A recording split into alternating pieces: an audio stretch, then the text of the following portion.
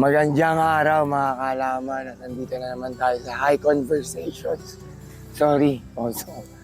Kung saan pinag-usapan natin ang mas mataas na talakayin tungkol sa komunidad. Katulad ng community building, pagtutulungan, kasi hindi na to bayanihan, hindi na natin nakikita sa city o ginagawa ng mga tao. So, binubuhay natin siya dito sa High Conversations para matuto yung mga tao. So, nandito tayo ngayon, kasama natin si Jack, yung organizer na itong event na to. Ano pala yung, wala na tayo. Magandang umaga sa ating lahat. Bago tayo magsimula, maraming salamat kay Tol Jomi for having me here. At sa HEMP, Help Educate Misinformed People. So, bali, itong event na ito ay tinawag nating Bagong Pag-asa para sa mga Batang Dumagat project na ginawa natin ngayong December 7 to 8. So, ano yung team niya? Saan siya nakafocus? Ba't ganun? Title. Okay. So, bali napili natin itong lugar na ito para magbigay ng tulong kasi unang-una sa lahat, nalaman kasi natin na itong mga katutubo nating mga dumagat dito ay hindi masyadong napapadalahan ng suporta. Okay. So, ayun, nag-decide tayo na magplano at magpadala ng kaunting tulong dito. At the same time, yung team kasi rin ito is about sa pagsuporta rin ng Kana Community Library at Medcan Rizal sa sinasagawang hindi makakaligtasang project which is yung Kaliwa Dam. So, yun yung team ng ano. So, yun yung main activity para yung protestahan, gano'n yung kaliwa. Oo, parang silent protest siya. And at the same time, maging aware yung mga katutubo natin na ang Medcan Rizal at Kana Community Library is kaisa nila na sumusuporta sa pagtigil ng project na ito, ng Kaliwa Dam. Mag-part tayo nila. Oo, para malaman. Oo, kasi mga taga Rizal tayo, so magiging affected din tayo ng project na to in the future. And in case na may mangyaring problema. Connected tayo. So kailangan natin tumutol dito. Para sa atin na. So sa tingin mo, ano yung naging outcome nitong event na nagawa? Okay. So yung ginawa kasi nating event is nagpa-feeding program tayo, gift giving, nagpalaro tayo sa kids, may mga free ice cream tayo, na sponsored siya ng cannabis community. Galing. Almost lahat ng sponsor natin is galing sa mga cannabis community. And kinabibilangan to ng mga growers sa Pinas, sa US, sa Malta. So, alam mo yun, pinag-uugnay tayo ng halaman para makatulong tayo para sa mga indigenous people dito sa Tanay Rizal. Ma-build na natin yung bagong community na. Maraming naniniwala sa atin na kaya natin gawin to or sumuport ng ganitong project. Kaya na talaga, basta nagtutulungan. Correct. Bilang sa organizer naman, ano yung nag-inspire sa'yo para gawin itong event? Para sa akin, ang gusto ko unang-una talaga is makatulong. And at the same time, since part na ako ng movement since 2016, gusto ko magkaroon naman ng something na magkaroon tayo ng project na ko-connect talaga sa mga ninuno, sa kalikasan, like this. Kasi yung laban sa legalisasyon ng marijuana is war against environment yan eh. So, itong Kaliwa Dam is hindi rin makakalikasan. So, dikit-dikit na yan. So, kailangan hatakin natin yung movement sa mga ganitong gawain din. Pagkaisahin na natin yan. Tama. So, yung personal goal mo sa event is yan para masolid yung community din talaga. Galing. Sana lahat tayo may mga ganong goal. So, sa challenges naman bilang organizer, ano yung mga naging challenge? Sigurado meron yan. Yes. Siguro yung number one na challenge dito is yung pagbabalanse ng oras eh.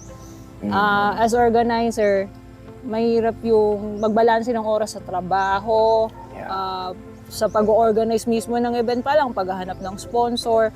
sa pag-ocular ng mga place na paggaganapan mo and all that. And also, yung syempre, as a nanay, yung oras mo sa pamilya. So, oras talaga yung kalaban. Yeah. Bukod pa sa pondo na gagamitin mo sa event. Parang gano'n. But anyway, I'm so lucky and grateful na talagang todo suporta lahat ng mga nakasama natin sa community na talagang all-out support. Hindi ko na i-mention pero sila Kuya Buda, hindi ko na i-mention lahat pero ang dami talaga. Sila Kuya Buda, sila Kuya Eddie's, Monster Buds family, yan sila lahat. The Turf, 420, sila Caproy. Yeah. Yan, nagpa-film showing tayo, sinuportahan tayo ng 420 Philippines, gano'n. Ang galing na ng community natin. Oo, talagang tulungan talaga. Doon nagiging posible lahat. Thank you sa inyong lahat. Oo. So grabe, ganda. Sana palaki pa natin talaga to. Umami pa yung organizer, magbuo pa ng event. Makatulong ba tayo? Tuloy-tuloy. Sa tingin mo naman, ano yung pagiging unique nung event sa ibang organizer? Okay. Para sa akin, ang pagiging unique ng event na to, specifically, is hindi siya yung the typical na outreach program. Hindi ko siya tinatawag na outreach program. Okay. Kasi ang pakay ko dito is maging mutual yung pagtulong. Dinalahan natin ng tulong yung mga kaibigan nating katutubo, and at the same time, may natutunan tayo sa kanila. Yeah. Yes, kasi kahapon, na-interview natin sila, di ba? Parang shinare nila sa atin kung paano sila nabubuhay dito sa bundok, paano sila manghuli ng mga baboy ramo, gamit yung araw nila, paano sila nagpapaapoy, gamit yung, may bato silang ginagamit At saka yung parang pinato yung dahon ng nyog. Tapos yun ang ginagamit nila, hindi sila gumagamit ng posporo. So, sila sobrang talino ng mga katutubo, kaya nga ingenious sila So, yun, alam nila yun yung mabuhay. pakay ko, matuto sa kanila kasi sila yung parang mas advanced pa nga sila dahil hindi sila gumagamit ng technology kagaya natin. Alam nila paano mabuhay. Paano mabuhay. Sa wala. So, Oo. mas may diskarte nga sila. Yes. Ang share ko lang napansin ko kasi kahapon, yung dito sa community nila, pag ganito, naghahanap sila ng way paano sila magpupulong-pulong Yung nakita ko sa ganito Naghahanap may lugar sila para magkita-kita. Sa city kasi, kapit-bahay mo na nga, hindi mo pa kilala Oh, Yun yung difference talaga, disconnected sa city. Tama. Dahil dito, nagko-connect. oo, intact talaga sila. Kaya ang dami natin matututunan sa kanila. Sorry. Ganun talaga parang meron sila matututunan sa atin, pero meron din tayong Oo. nakalimutan na dapat natin matutunan sa kanila, sa Tama. community. Sorry. Oo, tol. Kumbaga, yung ano ko rin dito is yung sharing and discussion kasi kasama ng mga katutubo para malaman natin kung ano ba talaga yung kailangan nila sa community nila. Hindi yung magbabaksak lang tayo ng magbabaksak ng tulong. Hindi naman natin alam ano ba talaga kailangan ng mga to. Hindi yung dadalhan lang natin ng damit. Pagkain pala yung kailangan nila. Kailangan pala ng solar lights kasi madilim sa lugar nila.